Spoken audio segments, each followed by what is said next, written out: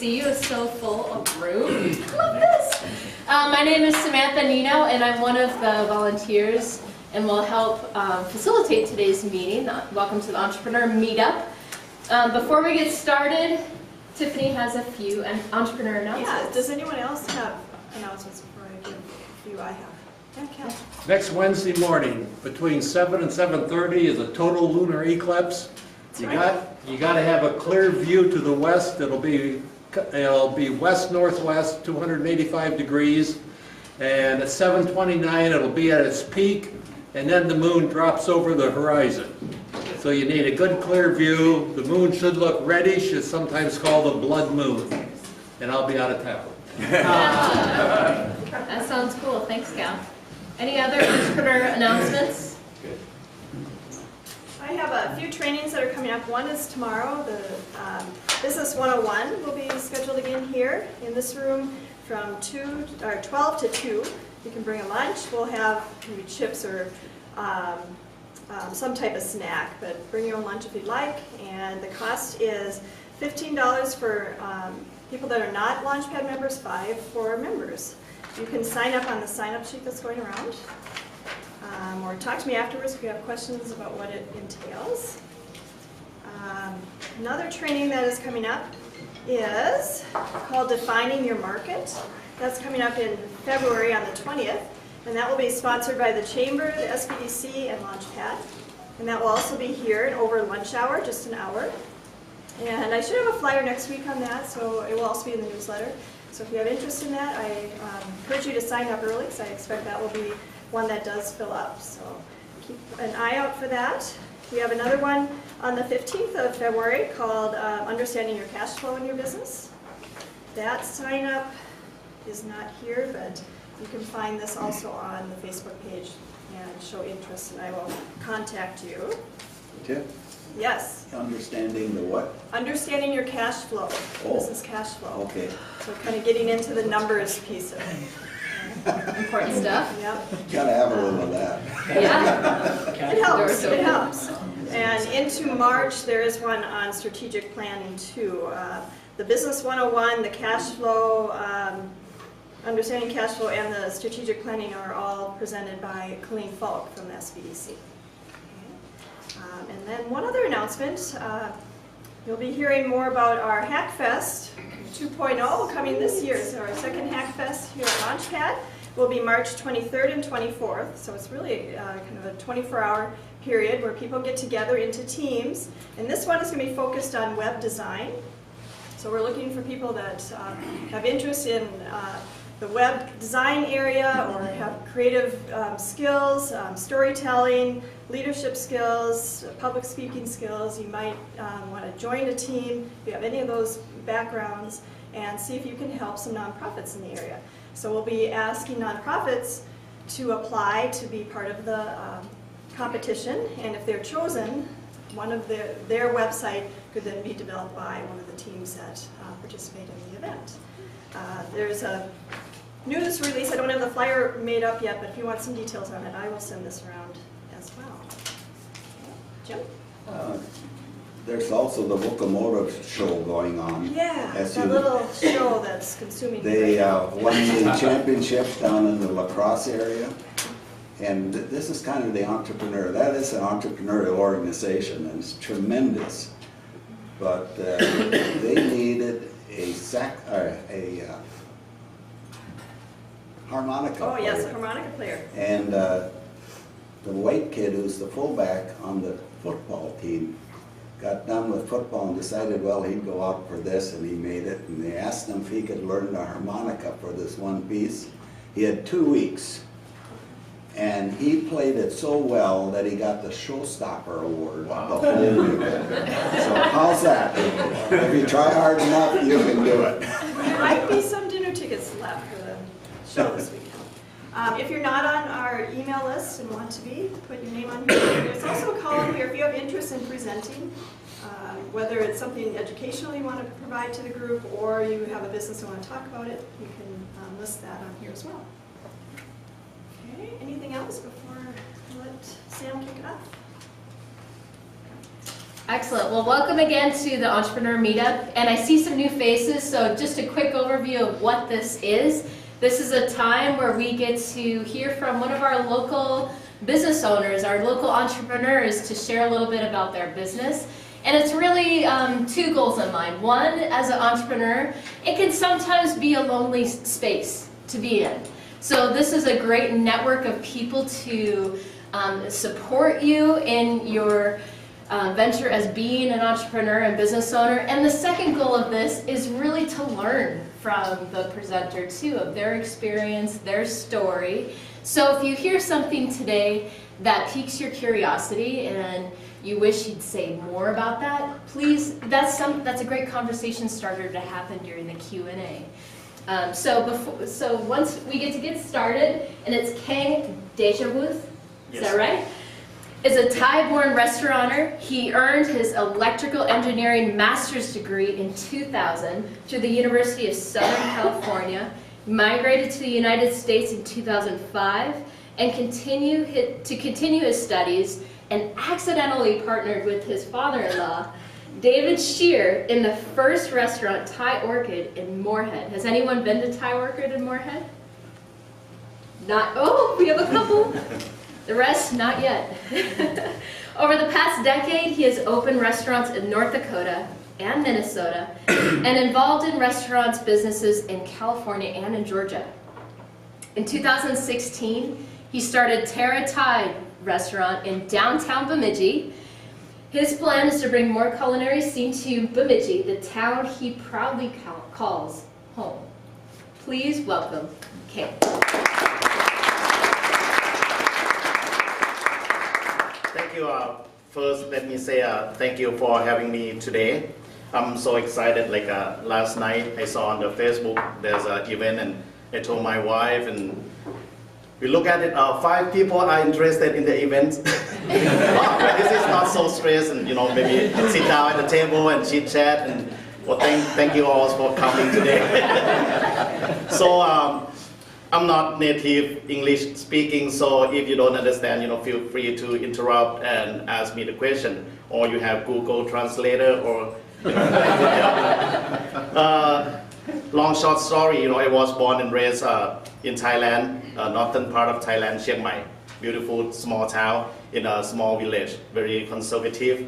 So I live in that for until my teens, and then I think I need to learn more, because in the small town, when I was in high school, I always get the #1 in school. At one point, I think I'm the smartest person in the world. And then I kind of transferred to another school in the city. Then my rank dropped very quick on the first semester. That's kind of shocked. Then I start learning. It's not only me that can do this, and I'm the greatest, and nobody beat me before. And it's getting worse and worse. Then I have an idea, I was born in a poor family, so most of my friends, and when I was a child, they end up in the village, working factory. I said, what the method that can make me, getting higher education with less money? Then I think about scholarship, and what free school, the same thing, military offer that, but it's very competitive. So I told my mom that I'm gonna go to military academy. My mom said, don't tell anybody. That's just a dream. And, I spent the first year, I passed all the written tests, like 20,000 people, they recruit 100. So my first year, I passed all the written tests, and I don't know what my rank, and then from the physical test, I didn't see my name on the list. I passed everything, and it's like, when you do the test, there's somebody can do 90, somebody can do 60. I probably the 61. So I tried another year, and I get to military academy. So when I graduate, they give me a scholarship to come here to study my master's degree in electrical engineering. Went back, worked in the government for another 5 years. Then my wife wants to continue her study in PhD. So I think none of school will accept me because I'm kind of like person that I can make it just about right. When I was in the master degree, you need to remain 3.0, right? And I make 3.0 2, something like that. And my wife's brother, he's a professor in NDSU. He just moved from New York, great professor. So he has a friend that doing the research, the same area that I did in military, so I got accepted. Then I came to school for PhD. It's a lot harder than I thought, you know, different game. And my mother-in-law, she wants to open Thai restaurant. You know, they all moved from Maryland to join the family in Fargo. So she has a dream of having Thai restaurant, but she never wants to put her money in. Then she asked her husband, you know, my father-in-law, Dave, you want to do restaurant? I said, no, I'm engineer. I said, but you have money. You can partner with this guy. Anyway, you know, there's a Thai guys from Portland, Oregon, want to start a restaurant. He didn't realize that, you know, the restaurant financial is pretty tough. Before they start, he already short. So he asked, you know, my in-law to partner with him. And then when we opened Thai Orchid, Carl was the banker at Wells Fargo. Everything seems to be okay the first day. You know, I didn't get involved at that time. I asked them, who's going to be your server? My mom raised her hand, me. Who's going to be the cashier? Your father. And what the rest in the kitchen? Oh, that guy can take care of it. And you know, Thai restaurant in Moorhead, like 12 years ago, nobody would know Thai food back then. And then we have 2 parking lots. We had, you know, the old Hardee's, right? 2 parking lots and on the street full of cars, and TV came, have a live show, and people wait for probably 2 or 3 hours. Then after that, it start getting like, oh, the business has been good. We see the money. And you know, I've been helping them a little bit, and I need to go to school too, right? The business seems to be good. The money is there. Where's the profit? No. There's no profit. There's something wrong. And you know, they're kind of like, we talk in the family, what should we do? I said, Dave, you have 2 choices. Sell it now. Because you know, revenue is good, right? You can sell the restaurant now, somebody would buy it, and maybe they know how to run the restaurant. Dave think a lot, you know, put his head in the refrigerator many times, and one day he just disappeared. For 7 days. You know, he just took the train, go to Oregon. 7 days he come back. I need help. And you know, I start getting into restaurant. What I mean, like helping them, like I start from the kitchen. I don't have any culinary background, so I start from, you know, in the kitchen, learn from the cook, wash the dish, and of course I need to go to school too. Everybody smell pad thai in the classroom every day. And I said, wow, my GPA start getting lower and lower. They're like, do I need PhD degree? Because I always think, you know, when I start something, I want it complete. And then that's the starting point that I said, is that the life? Do we need to finish everything or successful in everything? No, you just feel like, okay, this is what I need to do. I need to probably give up something. And I think I made the right choice because my wife took another 10 years before she finished. Otherwise now I'm gonna looking for a job and, you know, trying to do all these things when I'm 44 years old now. So that's how we start with Thai Orchid Restaurant. And then the same thing. At the beginning, it's very busy, and after honeymoon period, it starts slowing down and steady. Didn't make much money. I said, like, my wife started talking like, you know, if you still engineer, you probably make more money than this. And I work like 12 hours a day, 7 days a week. So then, there must be something that make it work. You know, then I start doing some research, looking for like, you know, accounting, start learning all that one, and I opened another restaurant in Fargo. It's still Thai restaurant, exactly the same concept but smaller. Because I think, you know, occupancy probably too high. You know, it's big standalone building. We spend like $2,000 for snow removal each month in winter. High on you know, utility costs. We need to use many people. Then I start small Thai restaurant. Oh, this is good. Everything taken care by the cab charge, and then the revenue is smaller too. But you know, it can keep at the break-even point a lot easier than bigger restaurant. Then another year, I have idea of thinking, you know, when something like Thai food, still ethnic restaurant, and how many people would come and think about myself, like what I want to eat every day. So, you know, you have burger, you have pizza. Pizza is very great thing in common, like everybody can eat pizza, right? So I think, what could we do with every country has that? Then I'm thinking about noodle. So I have an idea of one famous dish in Thailand called drunken noodle. I'm gonna have that kind of noodle. They've said, no, this is Fargo. And you're gonna open the restaurant named Drunken Noodle. And you know, my chef, he's Chinese. He said, Keng, what do you think that you can sell mac and cheese in Asian restaurant? And I look, there's somebody must do this, and I saw like Noodle and Company and you know other big chain, they start doing that too. I taste, and you know they have pretty nice protocol, equipment, system, but they lack of you know the flavor, the skill on special in ethnic restaurant. So I found that gap, and Drunken Noodle, I think it must be a good name because that year I think Fargo won the drunkest city in this country. What's that the thing that we should proud of or what? But anyway, it should work. Then you know, I submit the plan and get you know all that permit, and chief of police doesn't like the name. I said, really? This is going to be something that I need to deal with. Like you don't like the name? Yeah, Drunken Noodle is kind of misleading or you know. Lead people to the wrong way. No, it's just one dish in Thai that translated to English. And anyway, I get Drunken Noodle open. Then Drunken Noodle, who's my customer? Drunk people. And then I'm gonna open the restaurant after when the bar closed. So the first restaurant that we do, like on Friday, Saturday, I stay open until 3 in the morning. I work until 3 in the morning. So, oh, this is good. Good business, you know, and you need to deal with a lot with drunk people, my great customer. Good things like, you know, the restaurant turnover is pretty high. Drunken Noodle, we start, wow, we can cook anything that customer don't care. Because they don't really know what they order. You know?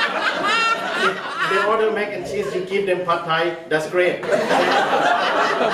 They stole the food from each other, they fight. Oh, okay, this is good business. We just need to repair a lot. And Dave, you know, he's on the repair side. He came in the morning fixing the toilet bowl. Somebody steal the table from the bathroom. Statue, anything beautiful in the restaurant got destroyed.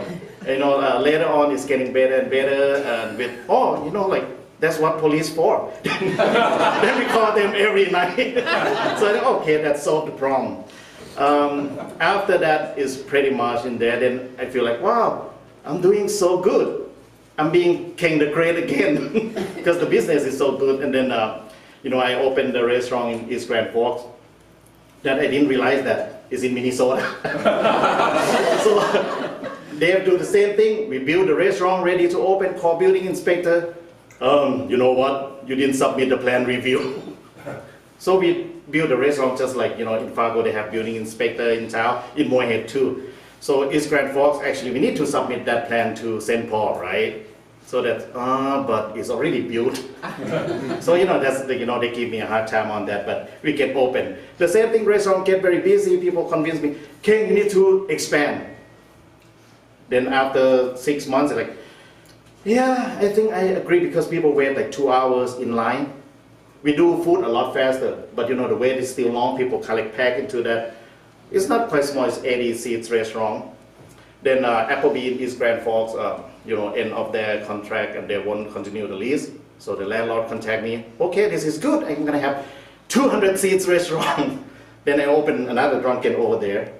Then, you know, short of staff and this and that, I start getting the problem, finding people to work. And it becomes like, you know, kind of like 2 restaurants and it's very small town too. But Grand Forks, they have another 50, 60,000 population, right? That helps. But then after that, a lot of people coming to town, 3 more sushi bar and this and that, you know, a lot of internal problem, mostly like management. Then I sold that restaurant to my manager to keep it running very good until now. That's the restaurant Little Bangkok. And then because that year, I was very busy because I planned to open 3 restaurants at the same time. So I think, you know, I kind of get bored on my cooking and then I'm going to cook steak. Then I have an idea of having this, you know, very good steak Then I think, some of the prime steak in Fargo already closed down. This is not gonna work, people are not spending $80 for steak here. Then I look at, I want to have like the grill in the middle. People come grill their own steak and having conversation. But then again, this is gonna be perfect for me. I start, recruiting a procedure that I never done before. I always, start on my own. And I'm gonna have GM. I'm gonna have executive chef. I'm gonna have wine director. Get everybody together. They fight each other. And then, restaurant is going down. So I sold that one again. And so let's finish that. I opened 13 restaurants in 10 years. 4 failed. So I think that's pretty good because, nation average rate probably 85% failure rate. So wow, I'm still doing pretty good. Struggling a little bit with financial, but it's still fine. Then, I kind of like stay at comfortable zone. Having lately I have just drunken noodle and wasabi in Fargo. I take the whole year off, traveling and doing other stuff. And when I get back, I don't know what year, cars start contacting me again, try to convince me to come to Bemidji. For the whole, almost 6-7 years, I never thought Minnesota is this beautiful because it was in Fargo.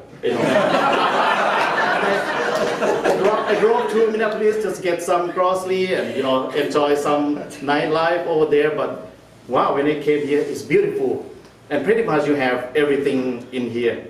You have beautiful lake. You have the south shore that you can swim, and you have north part that's kind of like forest and it's green. Because another reason that I gave up on Grand Forks because I need to drive on the freeway every week, and it's sleepy, boring. And I drive here, I feel like wow, this is good.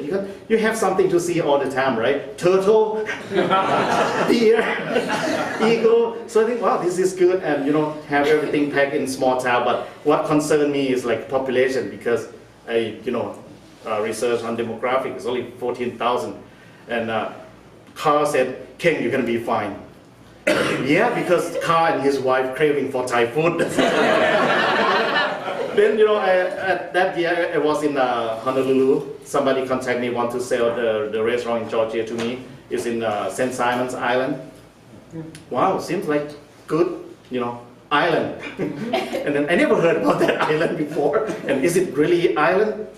And why the business fell, that kind of thing. Exactly the same population as here, kind of like tourist place. In summer it's getting pretty busy. So, I need to start that one first because I partner with my former employees and, move them there. So when we start, no customer. It's like, oh, can't forget about Bemidji. It's the same population. I think it's about the same, tourist place, but I took over a Thai restaurant. Later on, they start pretty good, but later on they don't have a very good reputation. So people think I'm just the same owner. Just change the sign and pretend that I'm the new owner. So it takes a couple months and figure it out, and we start getting customers. So now they're doing so good. So I sold my stock to my partners, and I still hold 10% because when they will need vacation, they still call me, and next month I need to go work for them for 2 weeks. Then I get back to Bemidji and start serious talking about the business here. So what in Fargo is everything is going expensive, rent and everything, and the landlord used to offer me the building that we in for $650,000, and I look at they bought it for 70, and appraisal is 300, and how can I buy 650? That I don't have that money anyway, so I don't know why I keep thinking, but now he refused the $1 million proposal. So I think, what can secure my business? I need to have one that I have my property. So I looked at the old Keng building and just, came and almost get the deal done. The next day, Mitch bought it. Yeah, and then he called me, okay, I feel bad for that. No, it's nothing, it's business. And then he helped, building that building, renovate the second floor. That's my home now. So. And I bought it from him with help from a security bank. So start building the restaurant. That's when we put the sign up. Coming soon. You don't know how soon, but it's going to keep people curious. And then, you know, I get to know Bud and, you know, all that guys from Baby Tea Brewing. That time, you know, micro brewing start blooming like crazy and everywhere. So I came, drink, wow, this is good. And I can keep all the beer taps and, you know, keep most of the Baby Tea Brewing beer in there. And the fact is, like, you know, many people try to pair Thai food with wine and some other drink, but I think it's going the best with beer. So I try to find a beer that fit with my food and work from there.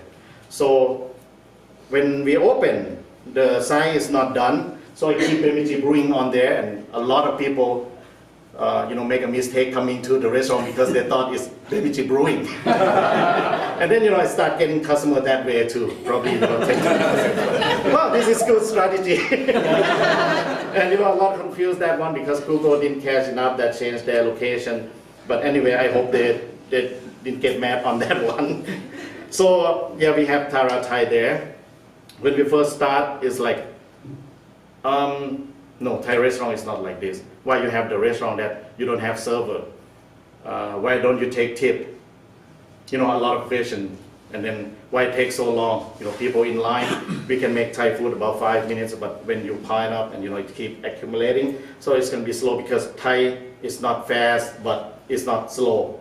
It's something in the middle. Thai food is just like Thai people, you know, we compromising, try to accommodate everything, and then our food is come from everywhere, and we think, oh, this is Thai, but we got some noodle from Chinese, some curry from Malaysia, from Indonesia, and we kind of like do our own and becomes more popular than original one.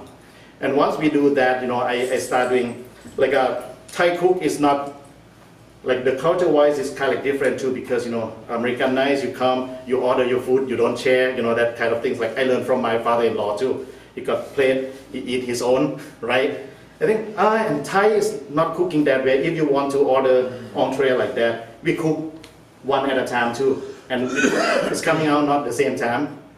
And the first person will eat first. But in Thai culture, whatever sit on the table, it belongs to everybody, right? We eat that one first, the second one we eat, that's family style. So another type of the restaurant that, you know, people go like on their individual, we have a street food. You go to Pad Thai restaurant, you got Pad Thai. You go to, you know, rice restaurant, they do that kind of thing. And I think it's go well with beer and, you know, the service, because one thing I already planned that it's going to be tough getting, you know, employees here. Because, you know, one school and the population, you know, I think I'm going to have a difficult time finding the employees. Okay? And at the beginning, turnover is going to be 80–90% anyway. You know, most of the restaurant, when you open, a lot of frustration, customer and your employees. For the first 2–3 months, you're going to lose like 80% of your employees. So I think, you know, counter service is pretty good with, you know, rising minimum wage and tip and, you know, a lot of things that people don't know about this industry. People tip the restaurant, they think, oh, this is going to go to everybody. No, the law doesn't say that. And you make the kitchen, you can't share the tip with them. Why? I cook, right? And then I get, this is no tipping. I'm going to pay everybody from their experience and fair wages. And whatever food we make, it's going to calculate from the food cost, labor cost, and become reasonable. Because I think the key success in the restaurant business, the food business, first you need to make a very good food to compete with other competitor, good service, and price. Unfortunately, you can't get 3 of them at the same time, right? You can't have like wonderful, I give you 1 server for 1 customer. I can't make the food cheap. Then my pad thai would be $50 and nobody buy it. I can, but at least I need to get the good food. Then I can, you know, ignore the service part. You can get your own water. You know, you can serve yourself a little bit, but then I have some customers didn't understand that too. But, you know, after a while, I think understand, or they already give up, I don't know. So we have the restaurant that we don't provide service. I already make it clear, this is limited service restaurant. You can ask for help, we help when we available. We're being friendly, you know, smiling, sharing with you, but we're not gonna go asking you every 2 minutes like, are you still okay, right? So I think I can take that part to make the food price lower and make everybody happy. That's already over a year. I think I survived in the business in Bemidji then. Can you give me a hand? So that's starting 2016. It's over a year now. I'm going to go to the next page. Sorry, I didn't use PowerPoint for almost 10 years. So does that explain what Tara is? We have a catering service. We do some special events because I closed the restaurant for 2 days. Of course, somebody said, I never seen any restaurant close on Tuesday. There are no rules or things like that, right? I can close on Tuesday. And, you can book for special events that I can plan ahead, and my staff, they can have enough time to rest. And the thing is like, they came to this country, they want to explore, and they move to Bemidji, they want to see other things too. So that's why the next thing, I'm gonna open Tuesday, but I'm gonna close Sunday, because Viking hurts me very much. Nobody come on Sunday for many months. So I think, but Buena Vista ski resort start open, right? So, and they didn't open on Tuesday. So I'm gonna close the restaurant on Sunday after Super Bowl. So we're gonna close on Sunday, but open Tuesday. But many people, I think like downtown doesn't have many restaurants open in Sunday anyway. So that's what coming soon again.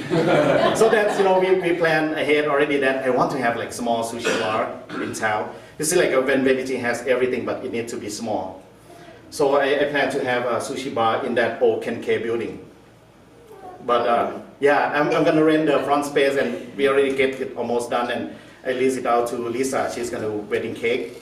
She has her customer already, and she's been doing from her home. She needs commercial kitchen. So I rent the front part, and it's gonna be wedding cake and some dessert that she can make me special dessert that I can sell in the restaurant, because I'm not good at that.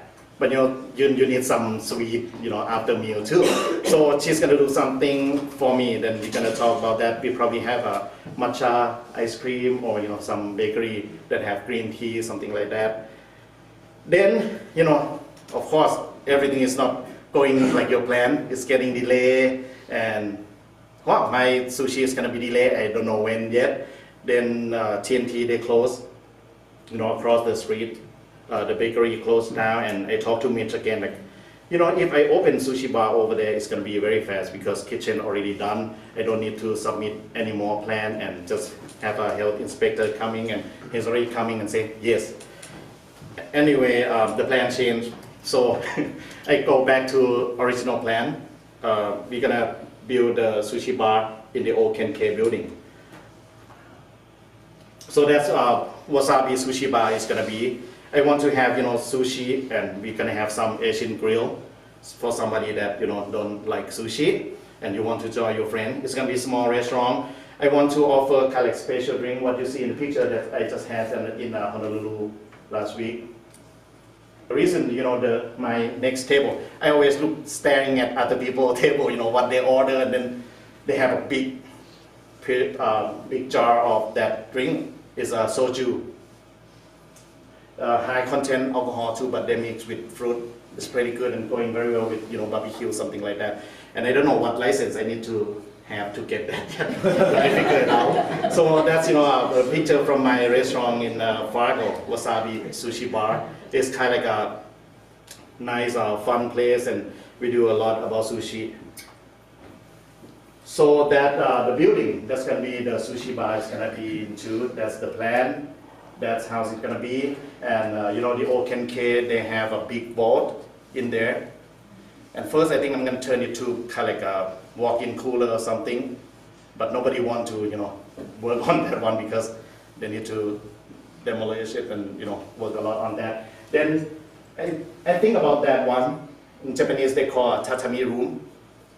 They sit on the floor, having small party. But it's gonna be painful. You need to sit down on the floor and eating. So they make some kind like that you can drop your feet down and pretend like you sit on the floor. So I'm gonna turn that board to be that kind of room for reservation for 10 people maybe. So it's gonna be, I think it's an interesting part of the restaurant. When we talk about sushi, that's the first thing that people think of, right? Raw fish. That's we call it sashimi. Sushi is kind of actually the word sushi means rice. That's acidified rice that they mix with rice vinegar to get that pH down below 3.6 and make it taste good. It's like a flavor of rice. So sushi has nothing to do with fish, but they eat that rice with fish. So compare with Thai cooking and Japanese cooking, Thai food is kind of like balancing all the flavors. You have like, you eat all the Thai food pretty much, every Thai dish, you're gonna feel like it's salty, it's sweet, a little bit of umami, sometimes it's bitter, got a lot of flavors in one plate. Maybe something is more than others, but Japanese, they're a lot smarter. They just do things like simple. They just eat the fish, don't even cook it. And it's beautiful, right? So that's what people think about raw fish, but then, in sushi restaurant, we offer those all kind of sushi. The one, with the rice, the fish over the rice in the bite size, that's called nigiri. So that's in traditional sushi restaurant, they serve that, get the fish, whatever they can get every day. Customers sit in front of the chef and they just make you one bite and another one, after each other. That's original one. That's the next one is kind of hand roll. They wrap it in a seaweed wrapper. But then what's very popular in United States is all the thing they call rolls. Put something inside the rice and seaweed, roll it and top it with fish or something else. That's the roll. It's very popular in United States, but not anywhere else. Just like how you call football here. And football in my meaning is different, right? And you call it soccer. Anybody that afraid about the raw fish, we have some rolls that is cooked like that one. Broken heart roll, we put cream cheese, jalapeno, spicy tuna in there, wrap it and deep fry.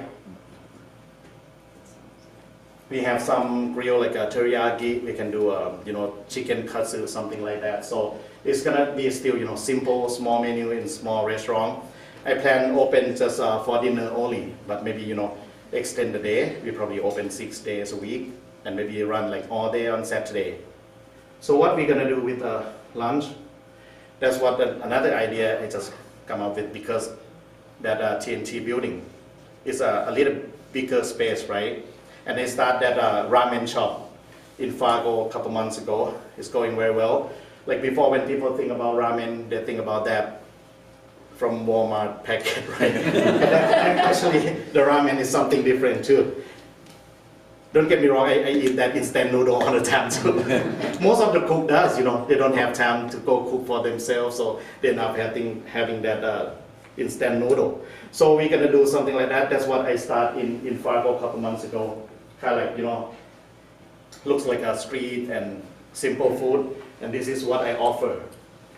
I make a pork belly ramen. That's, we marinate the pork and make it crispy skin and put on the top of, that's a fresh ramen. So it's not like, in the packet. With a soft boiled egg and, that's other varieties. But I found something like interesting is like, we serve pho, Vietnamese restaurant in a drunken noodle. And I think I can use ramen noodle for that. And that's one thing that I want to have for lunch here too, is banh mi. Vietnamese, they were conquered by France for a long time, right? They have a lot of influence about French food. Like that sandwich, they have like, brisket, but with sriracha and hoisin sauce and some pickle. And you know what they eat actually, you can dip that one in pho soup. And it's really good. I don't know how to make that one dip, but I'm gonna find some way. And I let you try and judge on that one. So that's gonna happen, and I think maybe we're gonna open it about the same time. So by doing that, I can have the restaurant that's serving lunch. So ramen is unlike Thai or Japanese. Japanese is very slow, right? Sushi, because we hand roll and make that. It's gonna be slow food. I think it's good for dinner. But then for lunch, we can do like ramen. We make it fresh, but then ramen is just like burger. You can do like 10 at a time because the broth already made. You blend some noodle, put it there. You put the broth, and then you put a lot of topping. So I think that could be good lunch. But that's just the thing is like, It's just my opinion. So that's what I need from you. Is like I need to get some input too because I didn't start that one yet. So sushi is pretty much because my building and I got the loan already, so I need to pay the bill. I think that's it for today. And thank you very much. And now it's going to be question and answer. And if you can give me some input, opinion, you can reach me anytime on the Facebook, on my email. I think you can find me on Facebook easily now. Well, wow.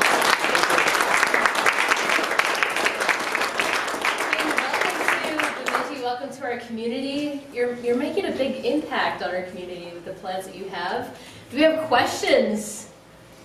Yes? Do you sleep? I sleep less than my wife. I do. The thing is like I moved here because these are small enough that I can run and I can leave sometime too. I just got back from Honolulu last week. I spent 2 weeks over there. Some year I spent like a month, something like that. But I don't have like kind of like retirement plan or anything. No health insurance. But living in this place, another reason is not like this is the most beautiful city in country. But you can't get a house like about 100,000 in any town that has water, forest, beach, nowhere.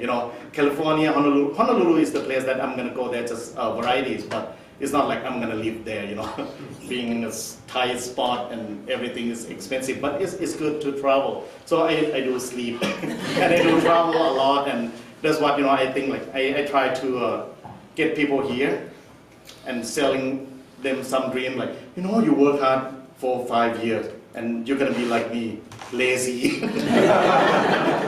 But I think that's how it works. Like you need to spend some time on that, and I need to spend the time for my staff too, that we go travel. I took a couple of new chefs that they just come from Thailand. They went to Honolulu with me, then they can gain this experience. So they're exciting about it to bring something back here, and they're talented. They cook better than me, believe me. Well, excellent. Yes. Out of all your 13 restaurants you started, what's your favorite business model? Is it the self-serve type of business model? Yes, because I think it's all the restaurants they serve their purpose, right? I go to buffet at a restaurant because I want something quick, easy, fast, and fix them out. I go to fine dining because I want experience on special occasion. I want to have noodle most of the day because it's fast, easy, diet control, things like that. And then my favorite, I think like kind of like semi, like between counter service but not full service restaurant. Yeah, that was going to be my point. Like when I go to a restaurant, I really don't mind going up and asking for food or drinks or whatever, because I like to be in control of the pace of when I get stuff. So I like that business model as well. Yeah, but something like sushi, I don't think I can do that counter service either, right? Just kind of different. So I think that you still need to talk to people and provide a lot of service. And of course, it's going to be slow, right? So like I said, you can't get everything in one place. So.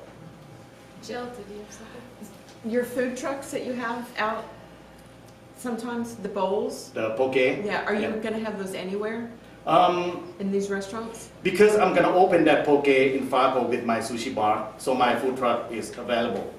But then I don't know, because Minnesota works kind of different. I can get state license for the food truck, and then if I do it here, it didn't cover other county, so I need to get how many licenses I need to just do the food truck. So we probably do some events in town, just get a special event. So, or now like because I'm gonna do let's say if slurp happen, if you're curious about the word slurp. Somebody put on my Facebook like, I'm not gonna eat the restaurant called slurp. That's culture. In Japanese, you need to show your appreciation to the chef by slurping the noodle, right? So if slurp open just lunch, I have dinner available, the space. When I open sushi dinner, I have lunch open. So anything, you go to Thai restaurant, whatever you can find Thai and you really want it, you can call, request for special or book like small party on the day that we off, or lunch and dinner. Now we have space for it. So Poke, we're gonna have a store in Fargo, but that food truck's still available anywhere. But you won't be serving that in the restaurants? It could be in the future. That's love. It's gonna be counter service. So poke is just like that too. So I don't know. Should I combine it? That depends on how many staff that I need or demands and supply. It's delicious. Yeah. Thank you. Go ahead. So sushi can be expensive. Are you going to make it affordable? Yeah, by cutting down the thing is the same thing. There's always some solution. Like New York, they raise minimum wage, right? And then people are underemployed. They still have a job, get raised on the higher rate, but less hours. So that's what the small is the key, and the hours. We need to limit hours because usually if they get used to the restaurant that open 24 hours, let's say, then most of the time the customer didn't come the same rate, right? You get peak at noon and 5 to 6 o'clock. If we can grab that one and slow down, close like 8, 9 o'clock, I think that labor cost would be helping with the food cost. Yeah. Very strategic. Any other questions? Do you have any idea when Wasabi might open? Good question. I say like November. You're so hungry now. Yeah, I'm good at that, right? So for now, we think in April. If not, April? yeah, if not, you can call Howie and complain. But I think he's pretty good at that, on schedule and budget, and so I think like April. I think it's a good time to now, like the sign company cannot install the sign, and that is cold now. So April. Yes. Do you have trouble finding ingredients? Where do you Yes. source? Yes. Do you go through a main supplier like Cisco or? Yes, we do.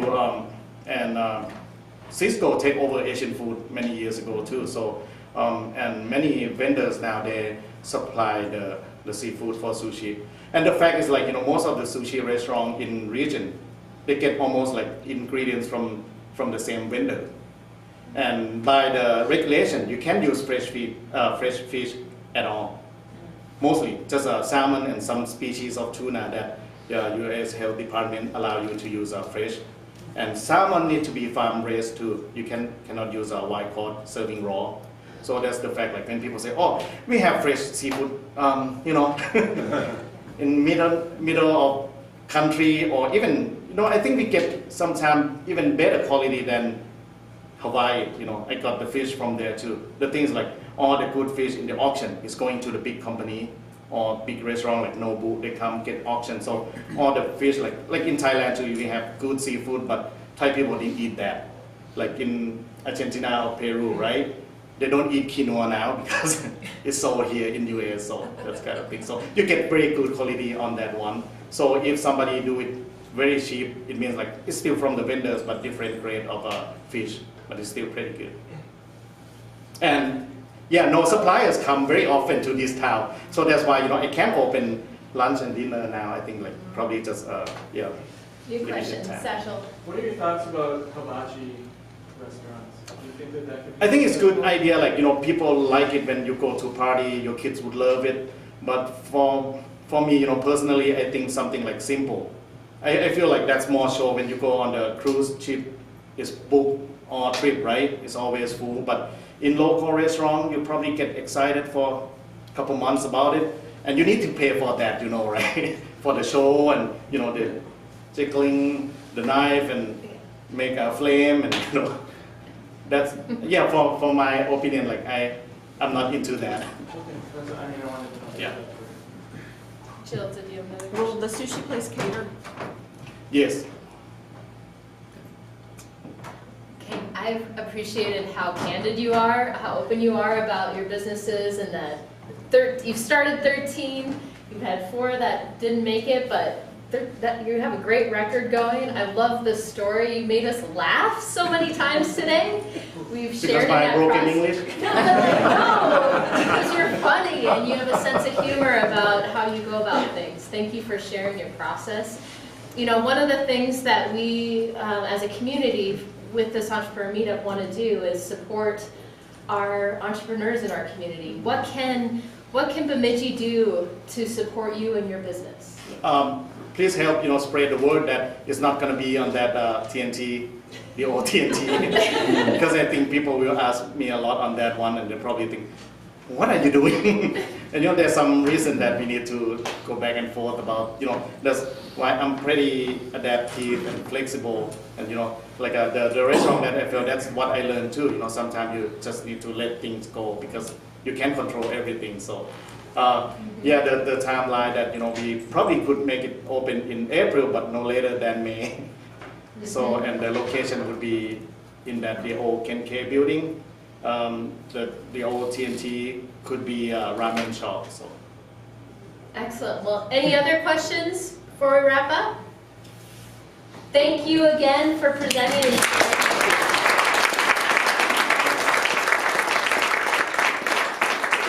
free to stick around and chat and ask questions, but thank you again for being here. See you next Wednesday.